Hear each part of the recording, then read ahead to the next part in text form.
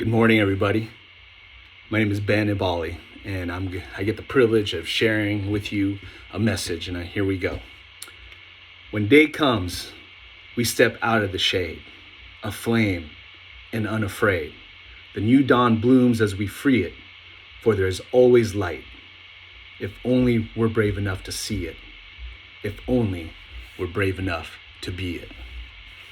That poem, I'm sure you've already read and seen Amanda Gorman present at our 46th President of the United States inauguration this past year.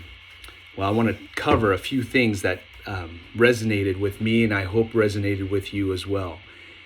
There's three things I want to cover. The first one is simply about your 8th grade transition to your freshman year. And it's similar to this. It says, when day comes, we step out of the shade. Well, what keeps us in the shade? Man, remember when you went back into middle school and you were afraid of being rejected? You were afraid of not being accepted.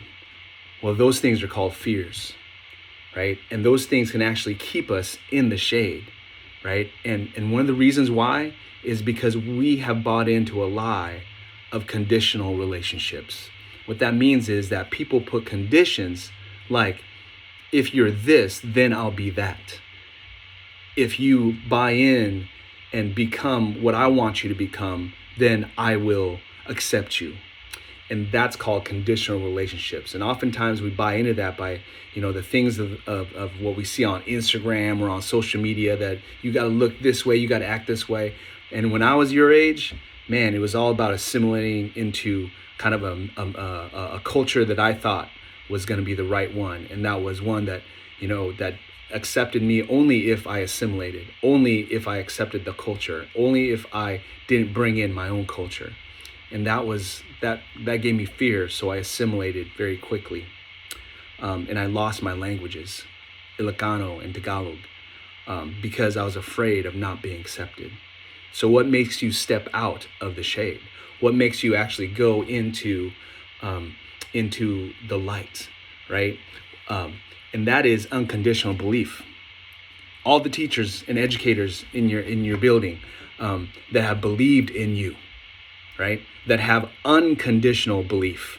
Seek relationships that see you and believe in you unconditionally, that love you unconditionally, right? And unconditional love, all that means is choosing to do the highest good for you, right? Those are the kind of beliefs that we need, are unconditional. A belief that you have value, that you have potential, and you have a vision for your life. And also a love that's beyond your understanding. A love that believes in you as a person. So seek those out, because that's what's going to help you step into the light. Now, the day has come where you're transitioning into high school. And the last part of Gorman's message is that we have to be the light. The folks in your middle school, like Miss Shauna Moore, right? They saw your light. They were a light for you. You have a light. And guess what? You need to be the light. Be the light at your high school. Be the light in 9th grade. Don't follow into the darkness, but be the light for others that can follow you as well. Seek out the light of knowledge, the light of truth, the light of love and relationship, and unconditional belief in other people's light. Okay? And so I think that's the main message that we want to end for you today, is just the idea that fear is okay. All of us are afraid, but don't stay in that shade, right? There's a light in you that needs to come out. And hopefully the culture and climate is going to accept you. But even if it doesn't, find those that will, because there are educators and adults that truly care about you unconditionally believe in you and love you. And the last thing, be the light. Be that unconditional belief in others, and watch your hallways and your classrooms and your friendships and your neighborhoods and your communities change when you begin to see the light in others and guide them and help guide each other into your path.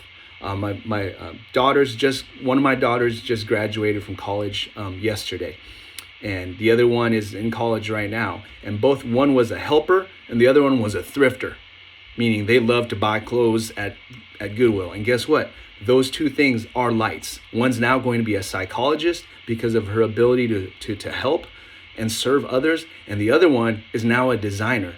She's a visual communications designer, so she knows how to make beauty out of ashes, about things that are thrown away.